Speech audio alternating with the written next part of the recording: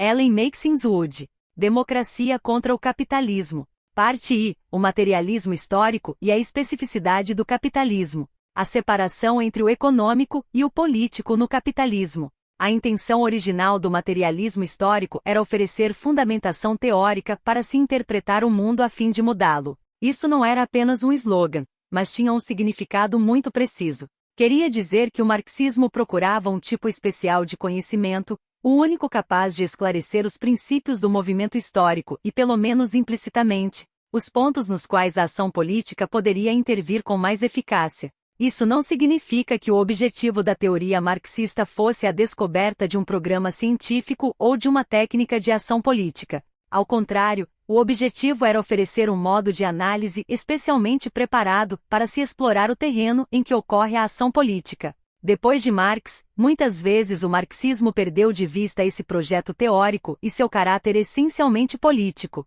Houve, em particular, uma tendência a perpetuar a rígida separação conceitual entre o econômico e o político, que tão bem serviu à ideologia capitalista desde que os economistas clássicos descobriram a economia na teoria e começaram a esvaziar o capitalismo de conteúdo político e social. Esses artifícios conceituais refletem, ainda que como um espelho distorcido, uma realidade histórica específica do capitalismo, uma diferenciação real da economia. Talvez seja possível reformulá-los, para que se tornem mais esclarecedores, por meio do reexame das condições históricas que tornaram possíveis e plausíveis essas concepções. O objetivo desse reexame não seria explicar a fragmentação da vida social no capitalismo, mas compreender exatamente o que aparece, na sua natureza histórica, como uma diferenciação de esferas, principalmente a econômica e a política. Evidentemente, essa diferenciação não é apenas um problema teórico, mas também prático. Teve imediata expressão prática na separação das lutas políticas e econômicas que caracterizaram os movimentos operários modernos.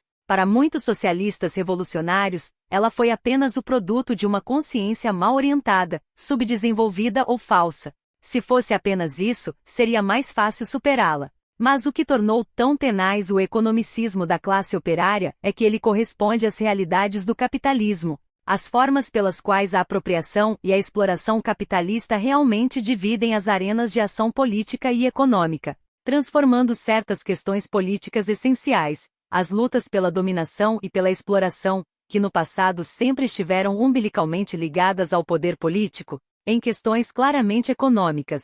Na verdade, essa separação estrutural talvez seja o mecanismo mais eficiente de defesa do capital. Portanto, a questão é explicar como e em que sentido o capitalismo enfiou uma cunha entre o econômico e o político, e como questões essencialmente políticas, como a disposição do poder de controlar a produção e a apropriação, ou a alocação do trabalho e dos recursos sociais, foram afastadas da arena política e deslocadas para uma outra esfera. Fatores econômicos e políticos. Marx mostrou o mundo em seu aspecto político não apenas em suas obras explicitamente políticas, mas também em seus textos econômicos mais técnicos. Sua crítica da economia política teve, entre outros propósitos, o de revelar a face política da economia que havia sido obscurecida pelos economistas políticos clássicos. O segredo fundamental da produção capitalista revelado por Marx.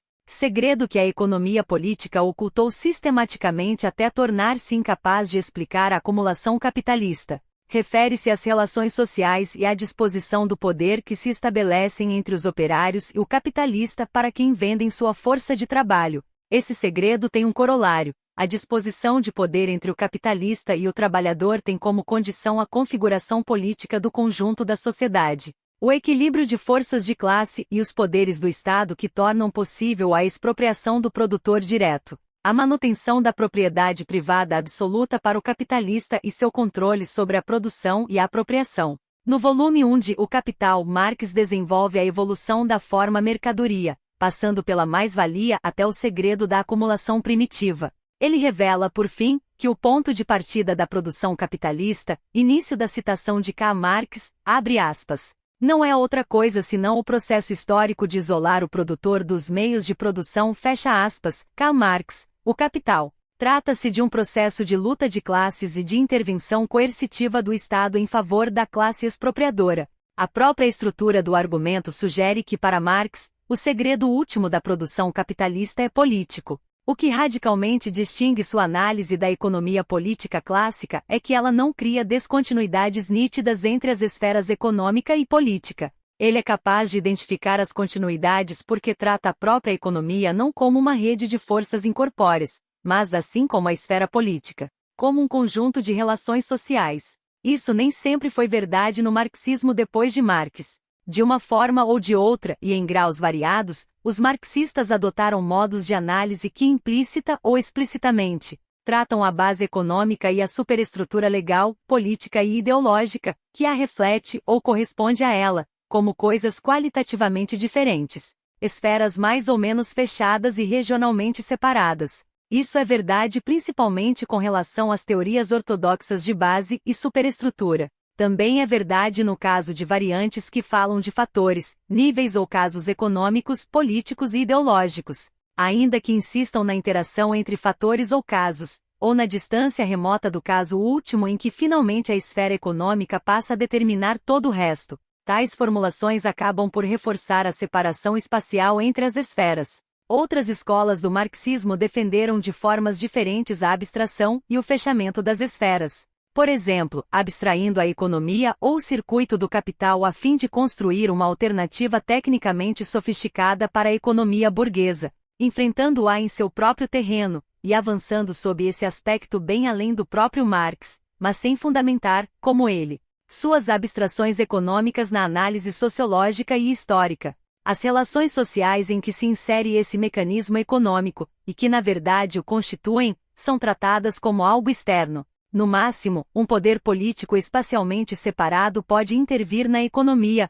mas a economia em si é despolitizada e esvaziada de conteúdo social. Sob esse aspecto, a teoria marxista perpetua as práticas ideológicas que Marx atacava, práticas que confirmavam para a burguesia a naturalidade e a eternidade das relações de produção capitalistas. A economia política burguesa, de acordo com Marx, universaliza as relações de produção quando analisa a produção abstraindo suas determinações sociais específicas, relações sociais, modos de propriedade e de dominação, formas políticas ou jurídicas específicas. Isso não quer dizer que a base econômica se reflita em certas instituições superestruturais e por elas seja mantida, mas sim que a base produtiva em si existe sob o aspecto de formas políticas, sociais e jurídicas, em particular, formas de propriedade e de dominação.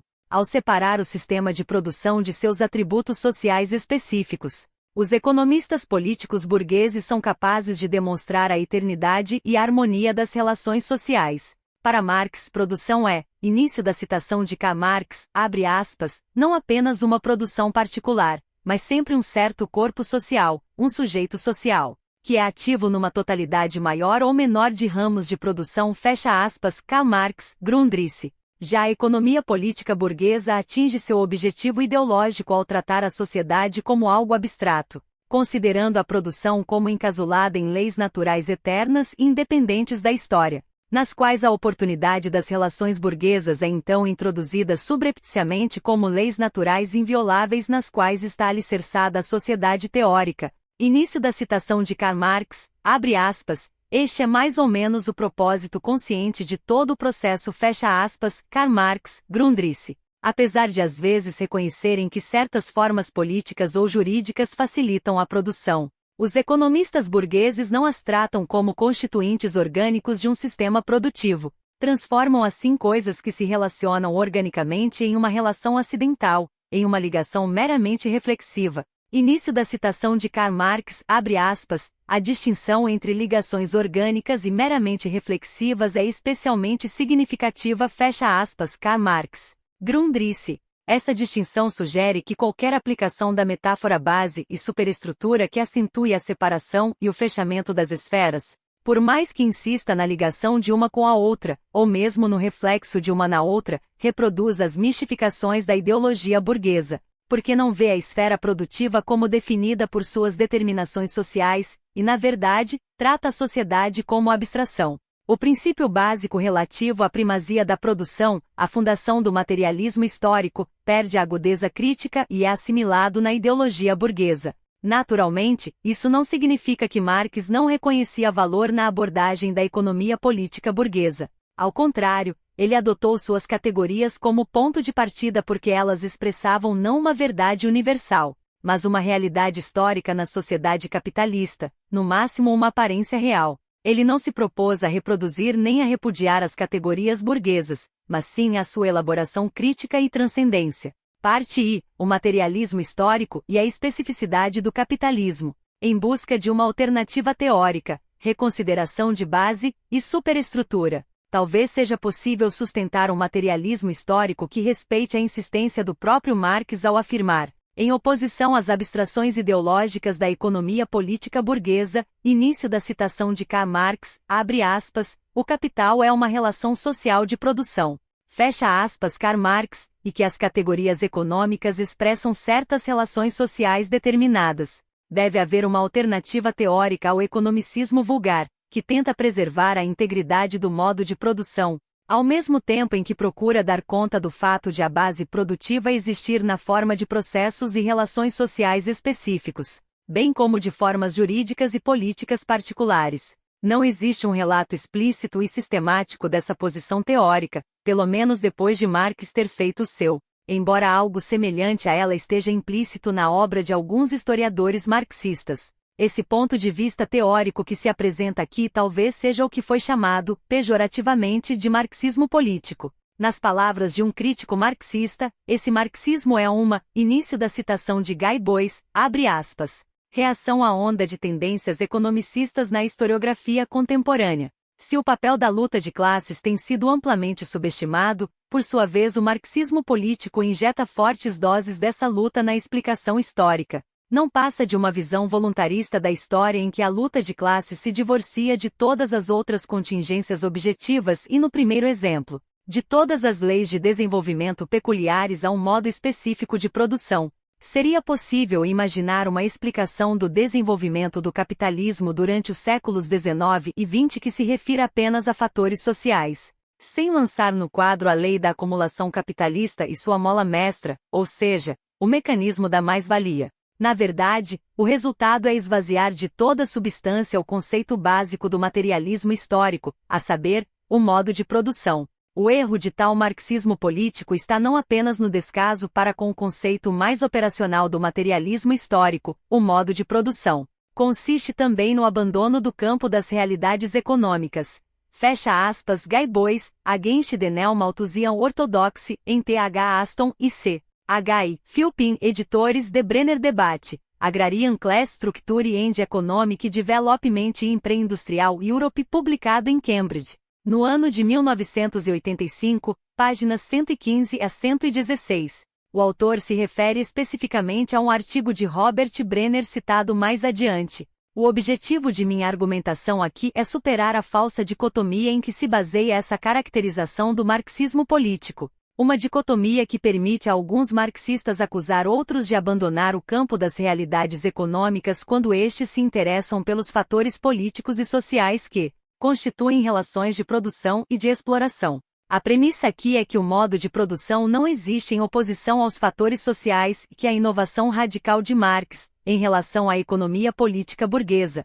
foi precisamente a definição do modo de produção e das próprias leis econômicas em termos de fatores sociais. O que significa falar de um modo de produção ou de uma economia como se fossem diferentes de fatores sociais, ou mesmo opostos a eles? O que são, por exemplo, contingências objetivas como a lei da acumulação capitalista e sua mola mestra, o mecanismo da mais-valia? O mecanismo da mais-valia é uma relação social particular entre apropriador e produtor. Ele opera por meio de uma organização específica da produção, da distribuição e das trocas, e se baseia numa relação particular entre classes, sustentada por uma configuração específica de poder. O que é a subjugação do trabalho ao capital, que constitui a essência da produção capitalista, se não uma relação social e o produto da luta de classes? E afinal, o que Marx pretendia dizer ao insistir que o capital é uma relação social de produção, que a categoria capital não tinha outro significado que não suas determinações sociais, que dinheiro ou bens de capital em si não são capital, mas se tornam capital apenas no contexto de uma relação social específica entre apropriador e produtor, que é chamada acumulação primitiva de capital. A precondição da produção capitalista nada mais é do que o processo, ou seja, a luta de classes, por meio do qual se expropria o produtor direto. E assim por diante. E já que falamos disso, porque o patrono da ciência social burguesa, Max Weber, insistia numa definição puramente econômica de capitalismo, sem referência a fatores sociais externos, como, por exemplo, a exploração do trabalho, esvaziando o capitalismo de sentido social, em oposição deliberada a Marx. Ver, por exemplo, as obras de Max Weber, Economy and Society, publicada em Nova York, no ano de 1968. Páginas 91 e 94, e The Agrarian Sociology of Ancient Civilizations, publicada em Londres, no ano de 1976. Páginas 50 a 51. Levantar essas questões e insistir na constituição social da economia não significa de forma alguma afirmar que não exista economia, que não existam leis econômicas, nem modos de produção, nem leis de desenvolvimento próprias de um modo de produção, nem a lei da acumulação capitalista. Não significa negar que o modo de produção seja o conceito mais operacional do materialismo histórico. O marxismo político, no sentido em que é entendido aqui, não está menos convencido da importância da produção do que as tendências economicistas do marxismo. Ele não despreza a produção, nem lhe estende os limites para abraçar indiscriminadamente todas as atividades. Apenas leva a sério o princípio de que um modo de produção é um fenômeno social igualmente importante, e essa é a razão de todo o exercício. As relações de produção são, desse ponto de vista, apresentadas em seu aspecto político. O aspecto em que são realmente contestadas como relações de dominação, como direitos de propriedade, como poder de organizar e governar a produção e a apropriação. Em outras palavras, o objetivo dessa postura teórica é prático, iluminar o terreno da luta, observando os modos de produção não como estruturas abstratas, mas como eles realmente enfrentam as pessoas que devem agir em relação a eles. O marxismo político reconhece a especificidade da produção material e das relações de produção, mas insiste que base e superestrutura, ou os níveis de uma formação social, não podem ser vistos como compartimentos ou esferas regionalmente separadas. Por mais que se enfatize a interação entre fatores, essas práticas teóricas são enganosas porque obscurecem não apenas os processos históricos pelos quais os modos de produção são constituídos, mas também a definição estrutural de sistemas produtivos como fenômenos sociais vivos. O marxismo político, então, não apresenta as relações entre base e superestrutura como uma oposição, uma separação regional entre uma superestrutura econômica básica e objetiva, de um lado, e formas sociais, jurídicas e políticas, de outro, mas, ao contrário, como uma estrutura contínua de relações e formas sociais, com graus variáveis de afastamento do processo imediato de produção e de apropriação, a começar das relações e formas que constituem o próprio sistema de produção. As ligações entre base e superestrutura podem então ser identificadas sem grandes saltos conceituais, porque não representam duas ordens de realidade essencialmente diferentes e descontínuas. A discussão começa por um dos primeiros princípios do materialismo de Marx, o de que, apesar de os seres humanos trabalharem dentro de limites materiais bem definidos, que não foram criados por eles e que incluem fatores puramente físicos e ecológicos, o mundo material, tal como existe para eles, não é um dado natural. É um modo de atividade produtiva, um sistema de relações sociais, um produto histórico. Mesmo a natureza, início da citação de Karl Marx, abre aspas, a natureza que precedeu a história humana é natureza que já não existe mais em parte alguma, fecha aspas.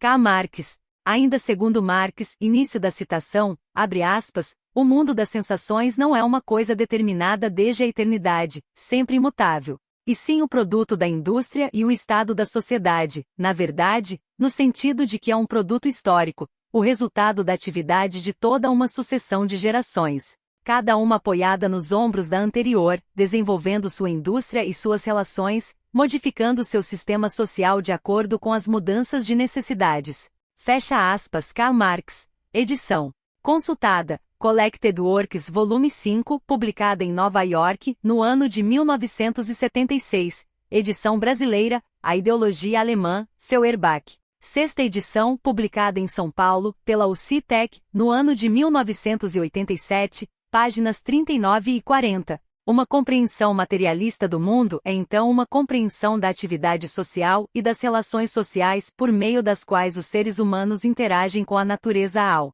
produzir as condições de vida, e é também uma compreensão histórica, que reconhece que os produtos da atividade social, as formas de interação social produzidas por seres humanos, tornam-se elas próprias forças materiais, assim como são as forças naturalmente dadas. Essa descrição do materialismo, com sua insistência no papel desempenhado pelas formas sociais e legados históricos como forças materiais, levanta inevitavelmente a tão debatida questão da base e superestrutura. Se as formas de interação social, e não apenas as forças naturais ou tecnológicas, devem ser tratadas como partes integrantes da base material, onde se deve traçar a linha que separa as formas sociais que pertencem à base e as que podem ser relegadas à superestrutura. Ou a dicotomia base e superestrutura realmente oculta tanto quanto revela acerca da base produtiva propriamente dita. Algumas instituições políticas e jurídicas existem independentemente das relações de produção, ainda que ajudem a sustentá-las e reproduzi-las.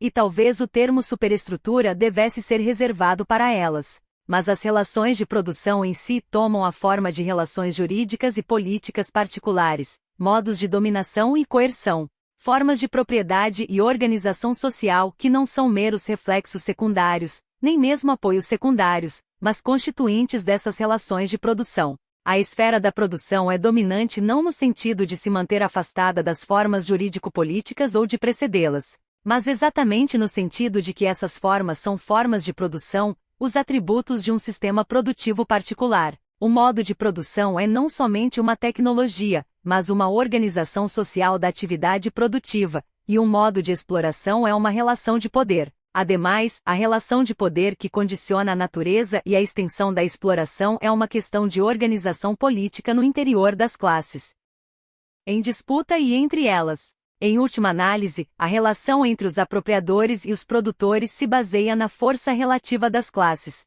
e isso é em grande parte determinado pela organização interna e pelas forças políticas com que cada uma entra na luta de classes. Por exemplo, como demonstrou Robert Brenner, os padrões variáveis de desenvolvimento em partes diferentes da Europa medieval, em seus últimos tempos, podem ser explicados pelas diferenças da organização de classes que caracterizaram as lutas entre senhores e camponeses em lugares distintos, de acordo com sua experiência histórica específica. Em alguns casos, a luta resultou no rompimento da antiga ordem e das antigas formas de extração de excedentes. Em outros, houve a supressão das formas antigas. Esses diferentes resultados do conflito agrário de classes, segundo Brenner, início da citação de Robert Brenner, abre aspas, tenderam a se reunir em certos padrões de desenvolvimento historicamente específicos das classes agrárias em luta e da força relativa de cada uma em diferentes sociedades na Europa. Os níveis relativos de solidariedade interna, sua consciência e organização, e seus recursos políticos em geral, especialmente as relações com as classes não agrícolas, em particular com os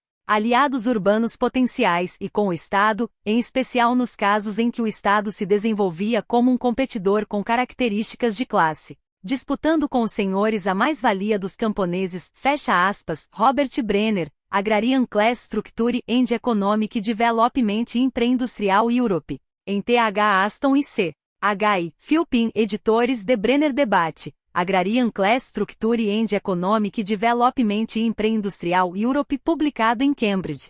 Página 55. Brenner demonstra como a modalidade particular e a força da organização política das classes em luta deram forma às relações de produção, por exemplo, como as instituições da aldeia agiam como uma forma de organização da classe camponesa e como o desenvolvimento de instituições políticas independentes na aldeia, ou a ausência delas, afetou as relações de exploração entre senhor e camponês. Em casos como esse, a organização política tem participação importante na construção das relações de produção. Existem então pelo menos dois sentidos em que a esfera jurídico-política se confunde com a base produtiva.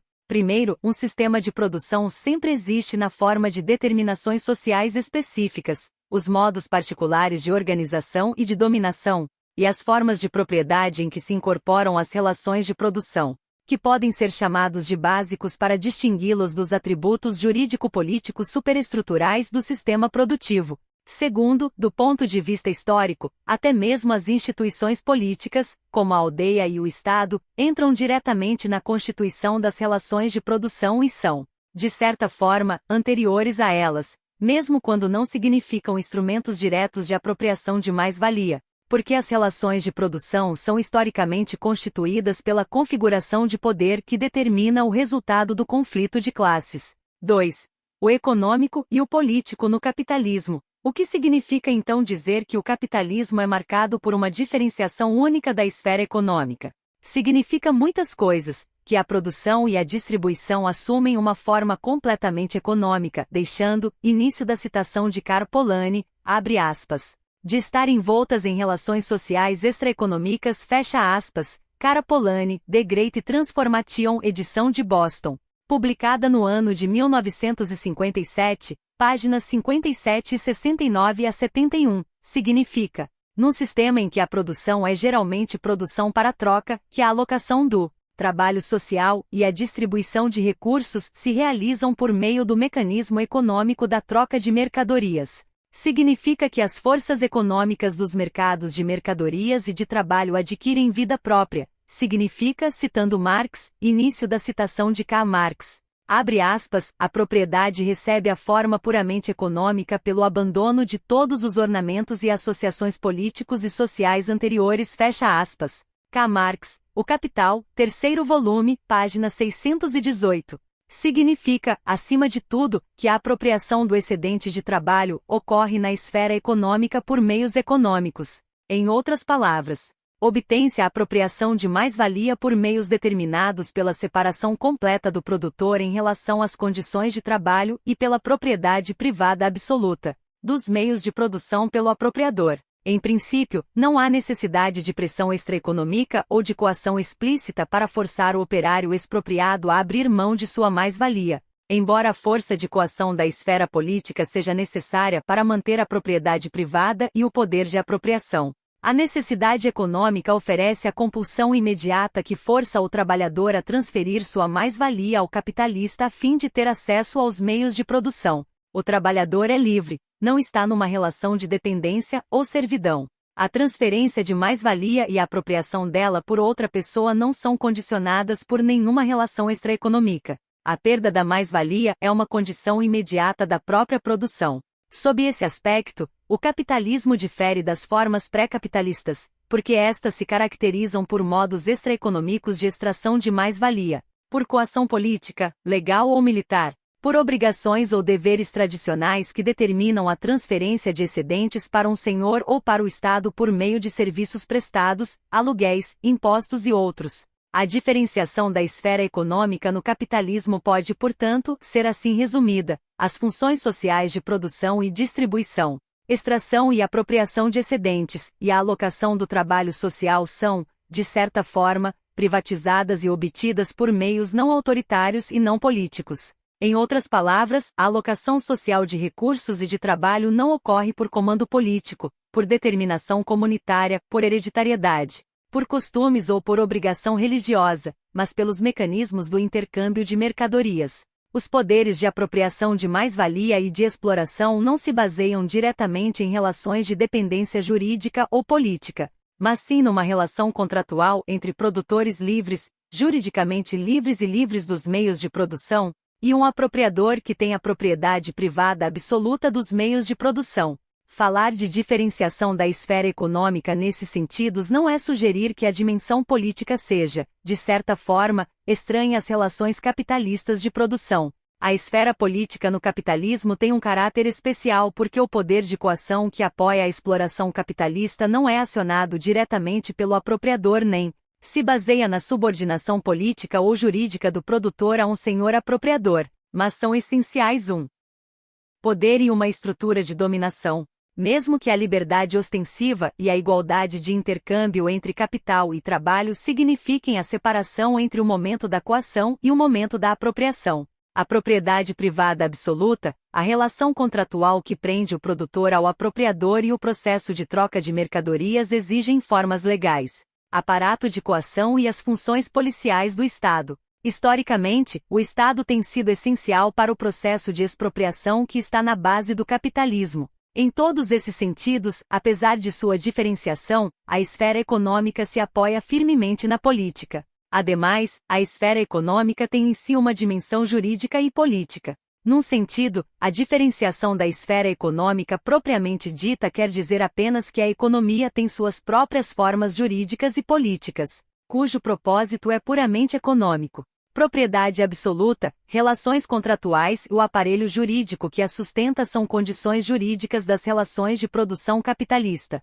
e constituem a base de uma nova relação de autoridade, de dominação e de subjugação entre apropriador e produtor. O correlato dessas formas econômicas e jurídico-políticas privadas é uma esfera política pública especializada. A autonomia do Estado capitalista está inseparavelmente ligada à liberdade jurídica e à igualdade entre seres livres. A troca puramente econômica entre produtores expropriados livres e apropriadores privados que têm propriedade absoluta dos meios de produção e, portanto, uma nova forma de autoridade sobre os produtores. É esse o significado da divisão do trabalho em que dois momentos da exploração capitalista, apropriação e coação, são alocados separadamente à classe apropriadora privada e a uma instituição coercitiva pública, o Estado. De um lado, o Estado, relativamente autônomo, tem o monopólio da força coercitiva, de outro, essa força sustenta o poder econômico privado que investe a propriedade capitalista da autoridade de organizar a produção,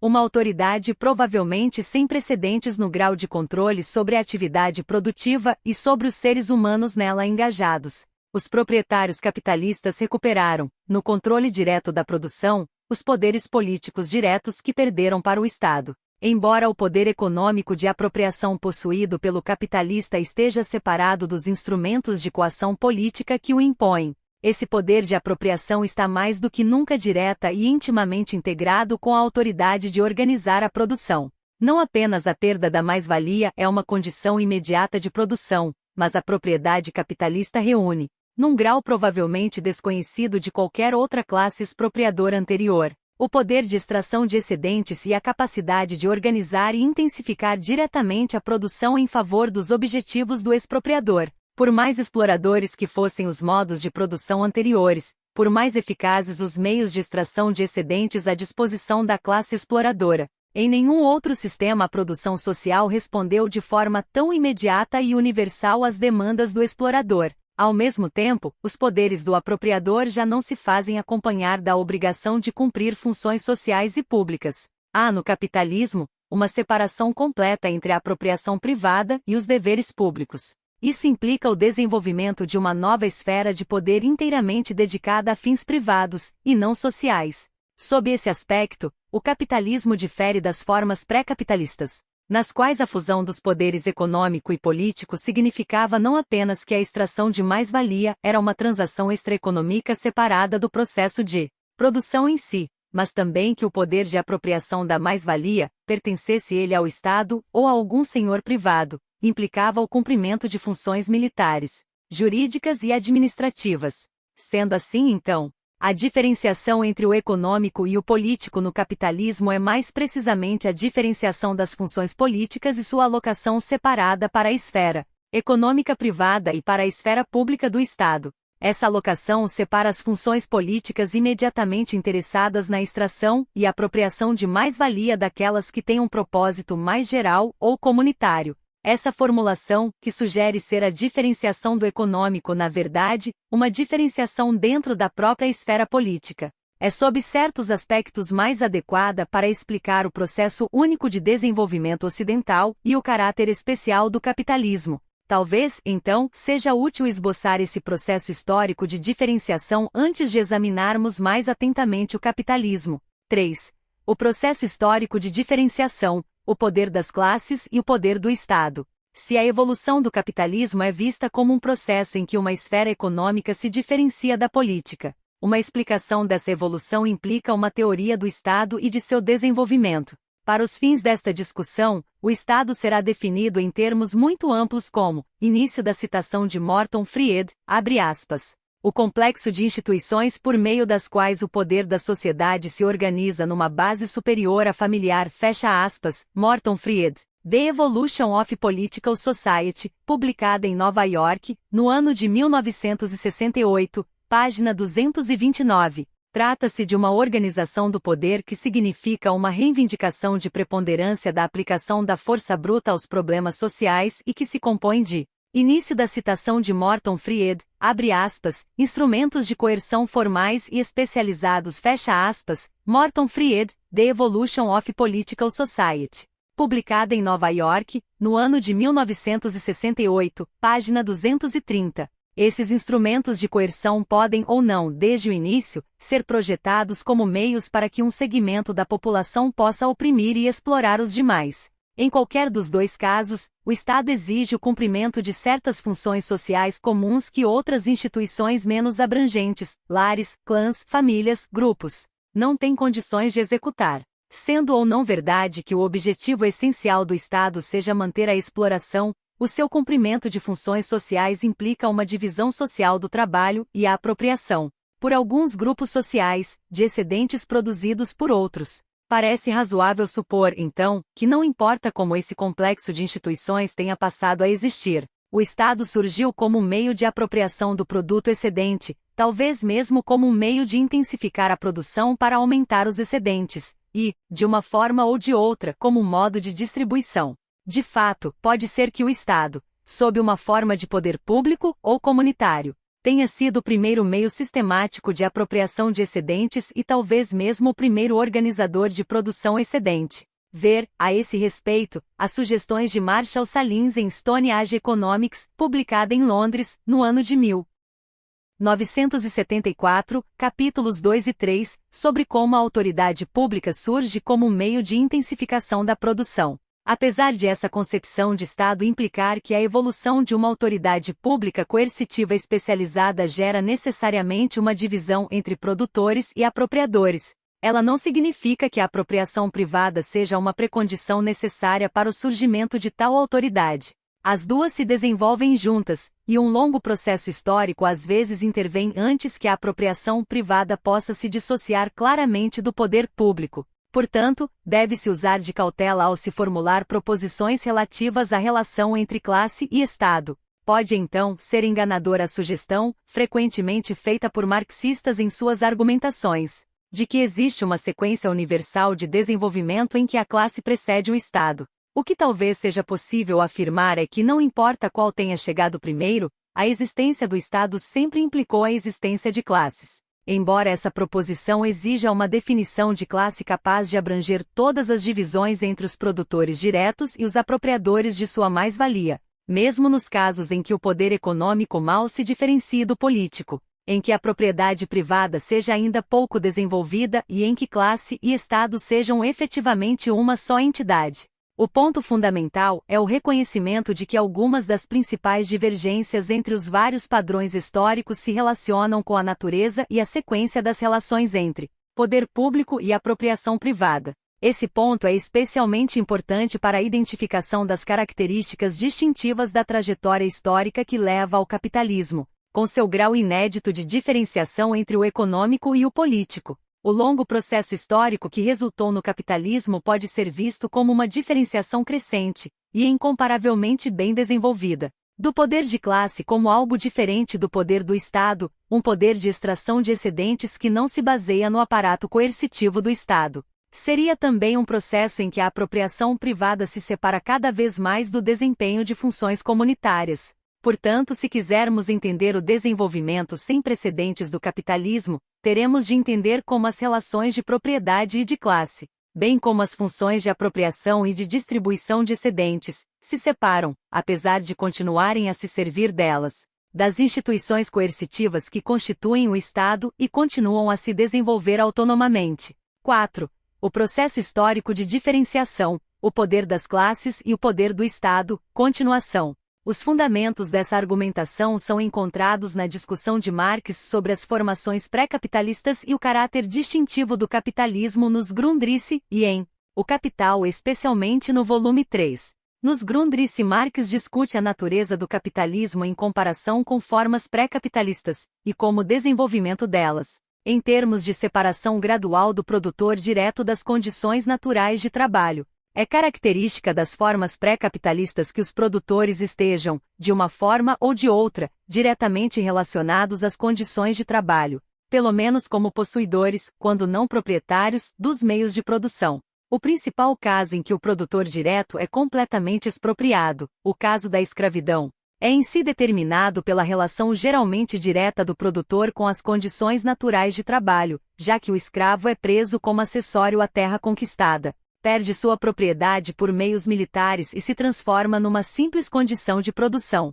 Onde a divisão entre apropriadores e produtores evoluiu, a apropriação de excedentes assume formas extraeconômicas, seja a coação explícita do senhor sobre o escravo, seja, onde o trabalhador continua possuidor das condições de trabalho, outras formas de relação entre senhor e servo, num dos principais casos pré-capitalistas, que Marx denomina asiático. O próprio Estado é o apropriador da mais-valia dos produtores que continuam na posse da terra em que trabalham. A característica especial do capitalismo é o fato de que a apropriação de excedentes e a relação entre produtores diretos e apropriadores de sua mais-valia não assumem a forma de dominação política direta nem de servidão legal, e a autoridade que enfrenta a massa de produtores diretos aparece apenas, início da citação de Karl Marx, abre aspas, como personificação das condições de trabalho diante do trabalho e não, como em formas anteriores de produção, como dominadores políticos ou teocráticos.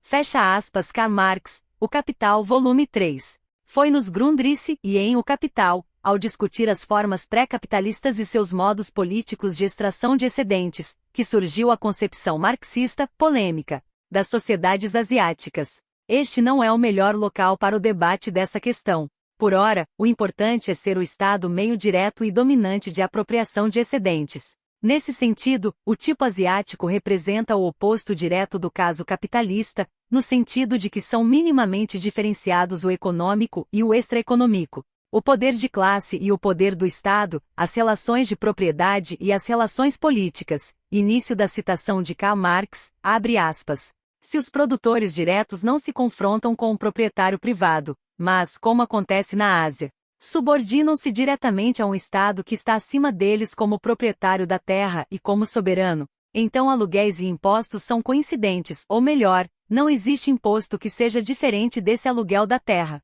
Sob tais circunstâncias, não é necessário que exista pressão econômica ou política mais forte do que a que é comum a toda subjugação àquele Estado. Nesse sentido, o Estado é o Senhor Supremo. Aqui, soberania consiste na propriedade privada da terra concentrada em escala nacional. Mas por outro lado, não existe propriedade privada da terra, embora haja tanto a posse quanto o uso privado da terra. Fecha aspas. Karl Marx, O Capital, volume 3. Mesmo que não haja um representante perfeito desse tipo social, por exemplo, que nunca tenha havido um Estado apropriador e redistributivo bem desenvolvido na completa ausência da propriedade privada da terra, esse conceito deve ser respeitado. O Estado como apropriador principal e direto de mais-valia com certeza existiu, e a evidência de que esse modo de apropriação de excedentes tenha sido um padrão dominante, se não universal, de desenvolvimento social, por exemplo, na Grécia durante a Idade do Bronze, bem como nas maiores economias redistributivas dominadas pela realeza que existiram na Antiguidade no Oriente Próximo e na Ásia.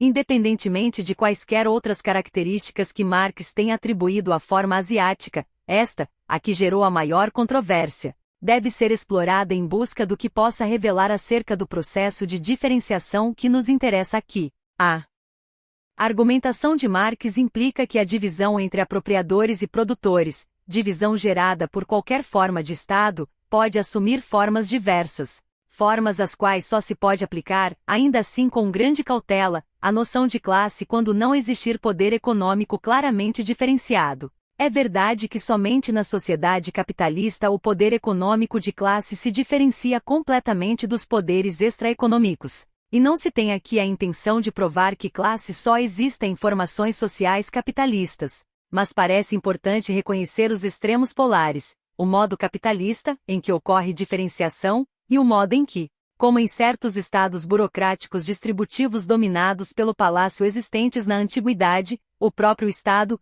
como maior apropriador de produto excedente, era ao mesmo tempo classe e Estado. Marx parece às vezes sugerir que no segundo caso, se propriedade e classe não se libertam e não se desenvolvem autonomamente a partir do Estado hipertrofiado, a dinâmica da história foi inibida. Mas falar aqui de um processo histórico inibido pode ser enganoso, caso se pretenda que o curso do desenvolvimento que levou ao capitalismo, que Marx acompanha desde a civilização greco-romana antiga, passando pelo feudalismo ocidental até chegar ao capitalismo, tenha sido a regra, e não a exceção, na história do mundo, e que todas as outras experiências históricas foram aberrações.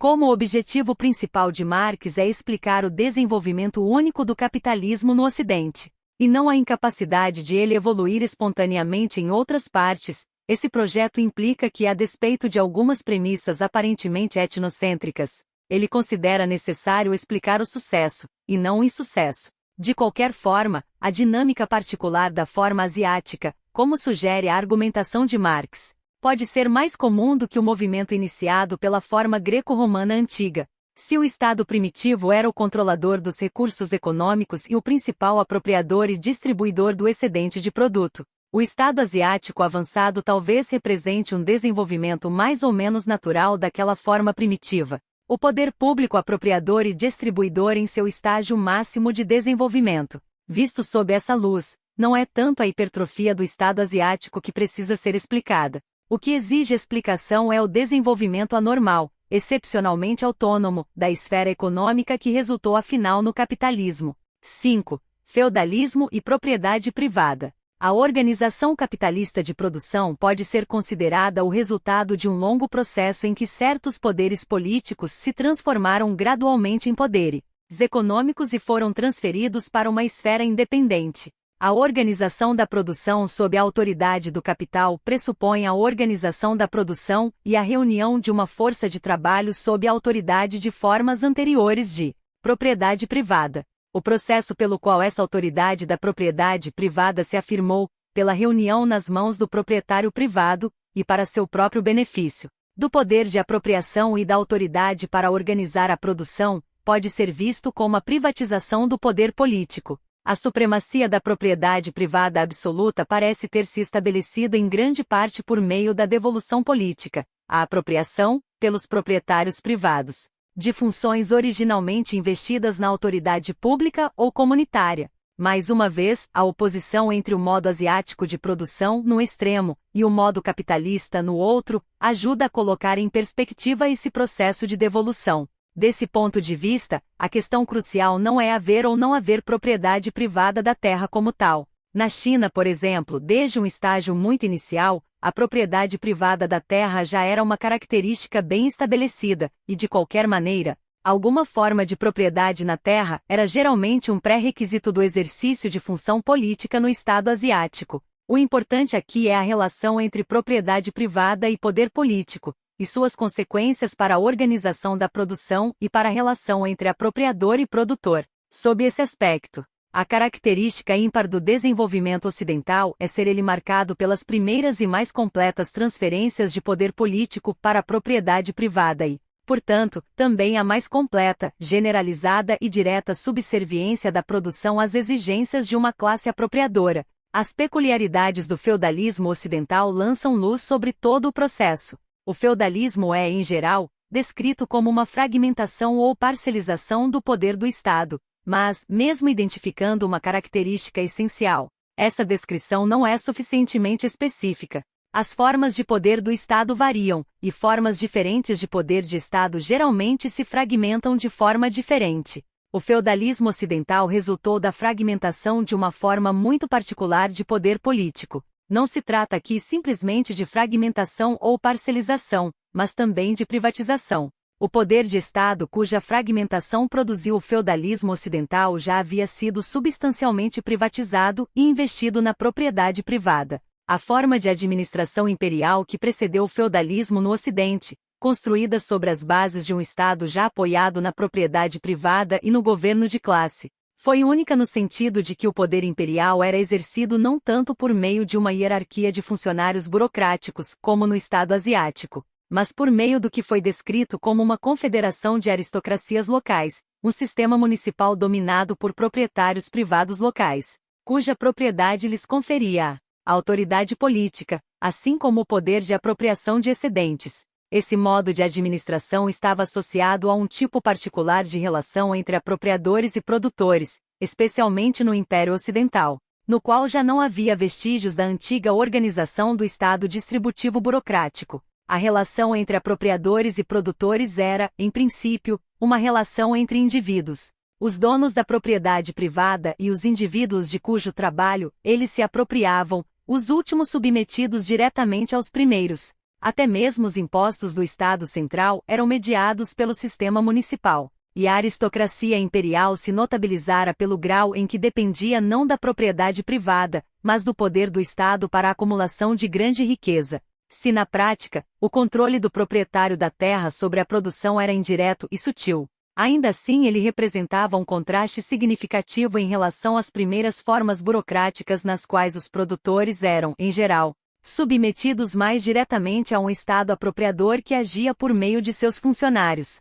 Com a dissolução do Império Romano e o fracasso repetido dos estados sucessores, o Estado imperial foi, na verdade, transformado em fragmentos nos quais os poderes político e econômico ficaram unidos nas mãos dos senhores privados cujas funções políticas, jurídicas e militares eram, ao mesmo tempo, instrumentos de apropriação privada e de organização da produção. A descentralização do Estado imperial foi seguida pelo declínio da escravidão e por sua substituição por novas formas de trabalho dependente.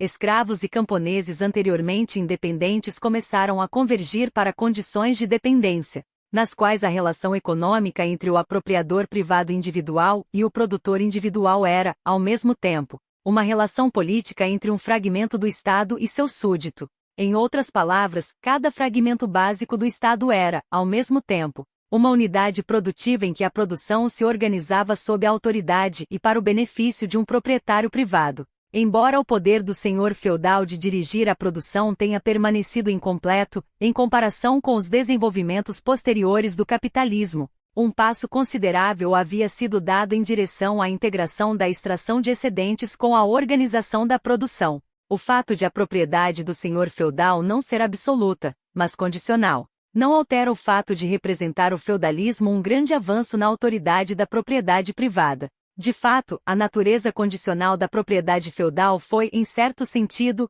uma indicação de sua força, não um sinal de fraqueza, pois a condição para que o senhor mantivesse sua terra era ser ele obrigado a se transformar num fragmento do Estado investido exatamente das funções que lhe davam o poder de extração de excedentes. A coincidência da unidade política com a unidade de propriedade significava também uma coincidência maior entre a unidade de apropriação e a unidade de produção, de forma que a produção pudesse se organizar mais diretamente no interesse do apropriador privado. A fragmentação do Estado, o fato de serem as relações feudais, ao mesmo tempo, um método de governo e um modo de exploração, significou também que muitos fazendeiros livres passavam a se tornar, junto com suas propriedades, súditos de senhores privados, abrindo mão de trabalho excedente em troca de proteção pessoal, numa relação de dependência que era política e econômica. Como muitos produtores independentes tornaram-se dependentes, uma parcela maior da produção caiu sob o controle da exploração direta e pessoal e das relações de classe. Evidentemente, a natureza particular da relação de exploração no feudalismo e a fragmentação do Estado afetaram também a configuração do poder de classe, tornando mais desejável, sob alguns aspectos, até mesmo necessário, e mais possível que os apropriadores privados expropriassem os produtores diretos. A característica essencial do feudalismo foi, portanto, a privatização do poder político, que significou uma integração crescente da apropriação privada com a organização autoritária da produção. O desenvolvimento do capitalismo a partir do sistema feudal aperfeiçoou essa privatização e essa integração, pela expropriação completa do produtor direto e pelo estabelecimento da propriedade privada absoluta. Ao mesmo tempo, esses desenvolvimentos tiveram como condição necessária uma forma nova e mais forte de poder público centralizado. O Estado tomou das classes apropriadoras o poder político direto e os deveres não imediatamente associados à produção e à apropriação,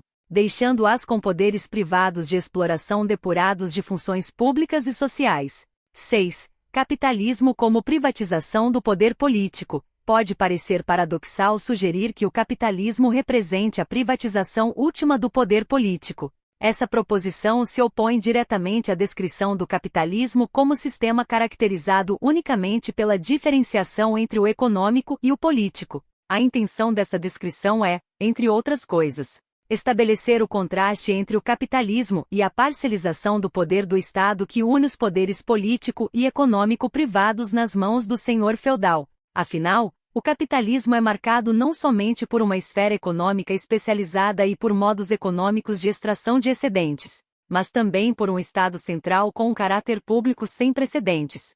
O capitalismo tem a capacidade única de manter a propriedade privada e o poder de extração de excedentes sem que o proprietário seja obrigado a brandir o poder político, direto no sentido convencional. O Estado, que é separado da economia, embora intervenha nela, pode aparentemente pertencer, por meio do sufrágio universal, a todos, apropriador e produtor, sem que se usurpe o poder de exploração do apropriador. A expropriação do produtor direto simplesmente torna menos necessário o uso de certos poderes políticos diretos para a extração de excedentes. E é isso exatamente o que significa dizer que o capitalista tem poderes econômicos, e não extraeconômicos, de exploração. Superar a privatização do poder político, característica distintiva do capitalismo, pode até ser uma condição essencial de transformação do processo de trabalho e das forças de produção.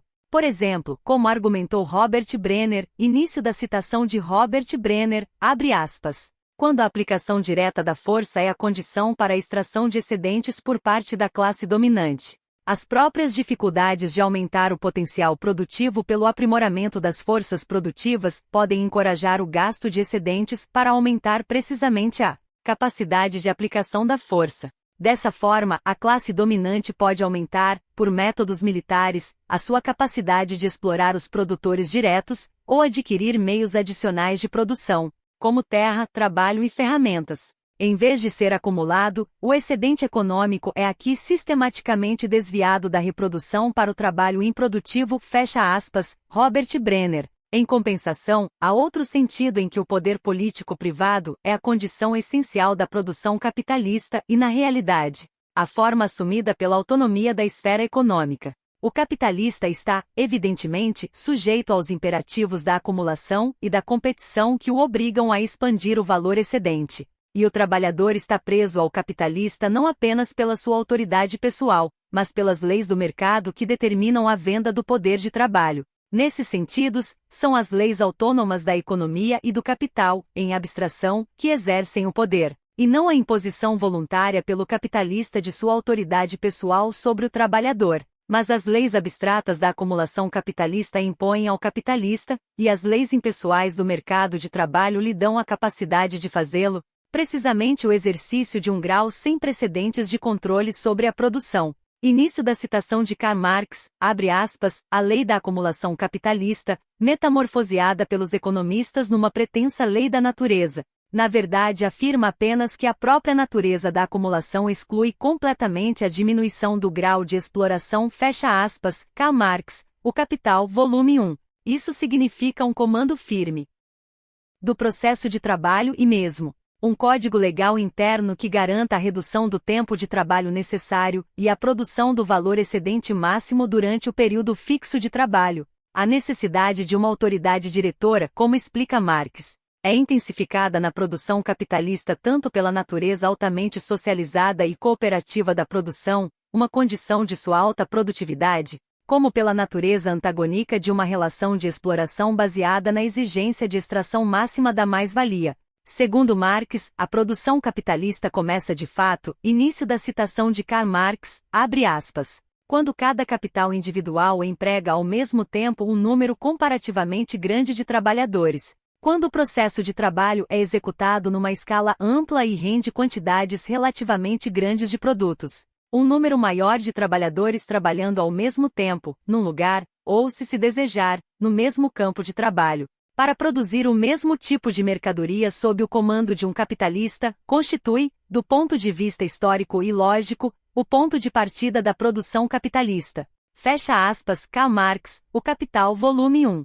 Uma condição fundamental para essa transformação é o controle do processo de trabalho pelo capital. Em outras palavras, a forma especificamente capitalista de produção começa quando o poder político direto é introduzido no processo de produção como condição básica de produção. Início da citação de Karl Marx, abre aspas, pela cooperação de inúmeros trabalhadores assalariados, A influência do capital se transforma num requisito para a execução do próprio processo de trabalho, num requisito real de produção. Que haja um capitalista no comando no campo de produção é hoje tão indispensável quanto haver um general em comando no campo de batalha. Fecha aspas, Karl Marx, O Capital. Volume 1. Nas sociedades pré-capitalistas, a produção cooperativa era simples e esporádica, embora, como expressa Marx, às vezes tivesse efeitos colossais, por exemplo, sob o comando de reis asiáticos e egípcios ou teocratas etruscos. A característica especial do capitalismo é a produção cooperativa contínua e sistemática. O significado político desse desenvolvimento na produção é assim expresso por Marx. Início da citação de Karl Marx, abre aspas. Esse poder dos reis asiáticos e egípcios, teocratas etruscos etc. transferiu-se na sociedade moderna para o capitalista. Esteja ele isolado ou em sociedades anônimas, um capitalista coletivo fecha aspas, Karl Marx. A questão aqui não é saber se o controle capitalista é mais despótico do que o autoritarismo pessoal duro do feitor de escravos com chicote na mão, nem saber se a exploração capitalista é mais opressiva do que as exigências do senhor feudal ganancioso. O grau de controle exercido pelo capital sobre a produção não é necessariamente dependente do seu grau de despotismo. Até certo ponto, o controle é imposto não pela autoridade pessoal, mas pelas exigências impessoais da produção mecanizada e da integração tecnológica do processo de trabalho, embora isso possa ser exagerado, e de qualquer forma, a necessidade de integração técnica em si seja imposta pela pressão da acumulação capitalista e pela exigência do apropriador. 7. A separação entre o econômico e o político no capitalismo, apesar de o capital, com a propriedade absoluta dos meios de produção, ter à sua disposição novas formas de coação puramente econômicas, como o poder de demitir empregados ou fechar fábricas. A natureza desse controle do processo de trabalho é, em parte, condicionada pela ausência de força coercitiva direta. O uso de organização e de supervisão rígidas e hierarquizadas do processo de trabalho, como meio de aumentar o excedente produzido, funciona como sucedâneo do poder coercitivo de extração de excedentes. A natureza da classe trabalhadora livre é tal que novas formas de organização e de resistência dos trabalhadores também ficam embutidas no processo de produção. Em diferentes circunstâncias, o controle capitalista pode ser exercido de várias formas, desde a organização mais despótica, como o chamado Taylorismo, até graus variáveis de controle dos trabalhadores, embora não se devam subestimar as pressões contrárias a esse tipo de controle, inerentes à estrutura de acumulação capitalista. Quaisquer que sejam as formas específicas, permanece a condição essencial do controle capitalista. Em nenhum outro sistema de produção o trabalho é tão completamente disciplinado e organizado, e nenhum outro modo de organização da produção responde tão diretamente às exigências da apropriação. Existem, portanto, dois pontos críticos relativos à organização da produção capitalista que ajudam a explicar o caráter peculiar do político na sociedade capitalista e a situar a economia na arena política. Primeiro, o grau sem precedentes de integração da organização da produção com a organização da apropriação. Segundo, o alcance e a generalidade dessa integração, a extensão praticamente universal a que a produção, no conjunto da sociedade, se mantém sob o controle do apropriador capitalista. O corolário desses desenvolvimentos na produção é que o apropriador prescinde do poder político direto no sentido público convencional e perde muitas das formas tradicionais de controle pessoal sobre a vida dos trabalhadores fora do processo imediato de produção, que antes estavam ao alcance dos apropriadores pré-capitalistas. Novas formas de controle direto de classe passam para as mãos impessoais do Estado. Simultaneamente, se o capitalismo, com sua classe trabalhadora juridicamente livre e seus poderes econômicos impessoais, remove muitas esferas da atividade pessoal e social do controle direto de classe, a vida humana é, em geral, atraída para a órbita do processo de produção. Direta ou indiretamente, a disciplina da produção capitalista, imposta pelas exigências da apropriação capitalista, pela competição e pela acumulação, traz para sua esfera de influência, e dessa forma, sob o controle do capital, uma gama enorme de atividades e exerce um controle sem precedentes sobre a organização do tempo, dentro e fora do processo de produção. Esses desenvolvimentos indicam a existência de uma esfera econômica e de leis econômicas diferenciadas. mas seu pleno significado pode ser obscurecido quando vistos apenas sob essa luz. É pelo menos tão importante considerá-los como uma transformação da esfera política. Num sentido, a integração da produção e da apropriação representa a privatização final da política, pois funções antes associadas a um poder político coercitivo, seja ele centralizado ou parcelizado, estão agora firmemente alojadas na esfera privada como funções de uma classe apropriadora privada, isentas das obrigações de atender a propósitos sociais mais amplos.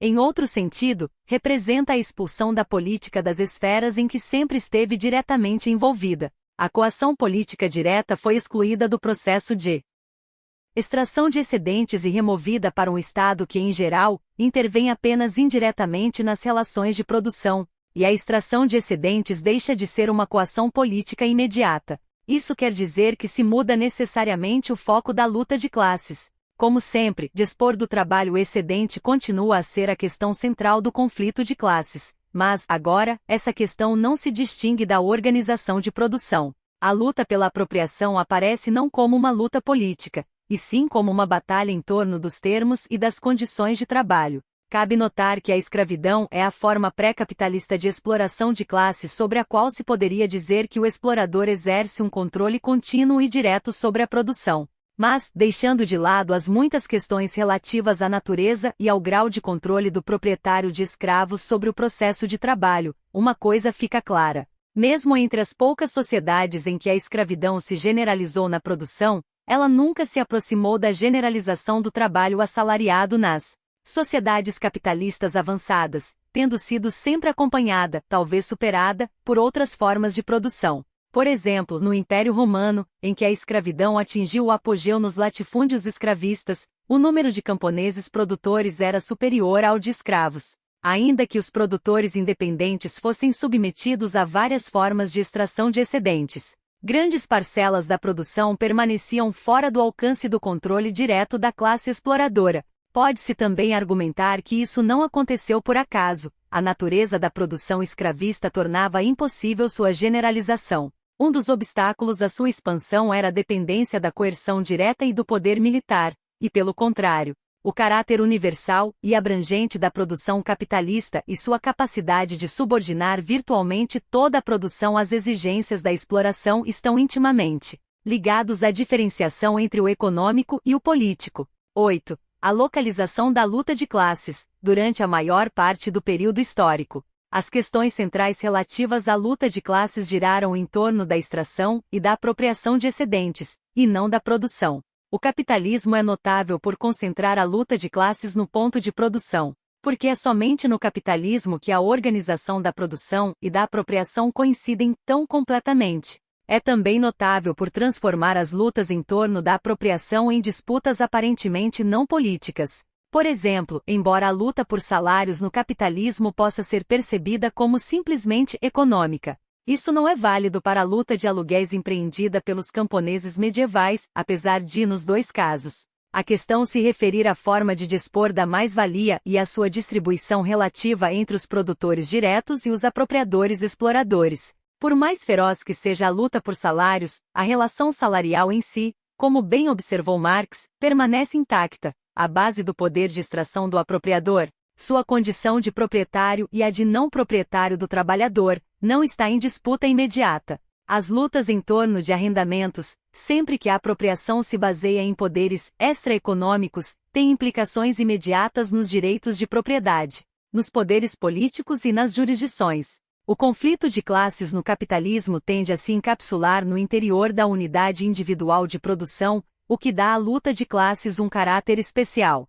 Cada fábrica, uma unidade altamente organizada e integrada com sua própria hierarquia e estrutura de autoridade, contém as principais fontes de conflito de classes. Ao mesmo tempo, a luta de classes entra diretamente na organização da produção. A administração de relações antagônicas de produção é inseparável da administração do processo de produção em si. Apesar de continuar a ser parte integrante do processo de produção, que ela não pode interromper, a luta de classes deve ser domesticada. Em geral, somente quando sai para a rua o conflito de classes se transforma em guerra aberta. Principalmente porque o braço coercitivo do capital está instalado fora dos muros da unidade produtiva.